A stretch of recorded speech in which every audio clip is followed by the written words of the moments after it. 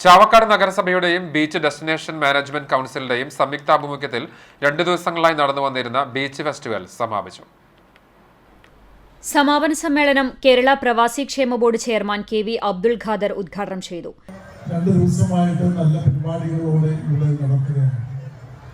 മനുഷ്യന്റെ ഏറ്റവും വലിയ സന്തോഷം ഇത്തരത്തിൽ എല്ലാവരും ഒന്നിച്ച് ആഘോഷ പരിപാടികളിൽ പങ്കെടുക്കുന്നു എന്നതാണ്.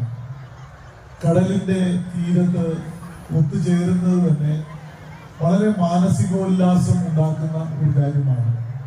നഗരസഭാ ചെയർപേഴ്സൺ ഷീജ പ്രശാന്ത് അധ്യക്ഷത വഹിച്ചു.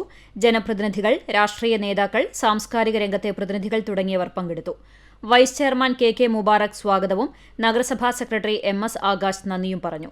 തുടർന്ന് ഇതേ വേദിയിൽ പ്രാദേശിക കലാപ്രതിഭകൾ അവതരിപ്പിച്ച കലാസന്ധ്യ, വർണ്ണമഴ തുടങ്ങി വിവിധ പരിപാടികളും ഉണ്ടായിരുന്നു. ക്രിസ്തുമസ് ന്യൂ ഇയർ ആഘോഷങ്ങളുടെ ഭാഗമായി ഡിസംബർ 30, 31 തീയതികളിൽ നടത്താൻ നിശ്ചയിച്ചിരുന്ന ഫെസ്റ്റിവലാണ് മുൻ പ്രധാനമന്ത്രി മൻമോഹൻ സിംഗിന്റെ നിര്യാണത്തെ തുടർന്ന് ജനുവരി 4, 5 തീയതികളിലേക്ക് മാറ്റിയത്. ശനിയാഴ്ച വൈകിട്ട് നടത്തിയ സാംസ്കാരിക സമ്മേളനത്തോടെയാണ് ഫെസ്റ്റിവലിന് തുടക്കമായത്. NK അക്ബർ MLA ആയിരുന്നു ഉദ്ഘാടനം ചെയ്തത്.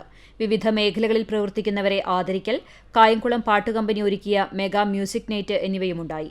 ബീച്ചിൽ കാർണിവലും മറ്റ് വിനോദ പരിപാടികളും ഒരുക്കിയിരുന്നു. 2 ദിവസങ്ങളിലും സന്ദർശകരുടെ വലിയ തിരക്കാണ് ഉണ്ടായത്.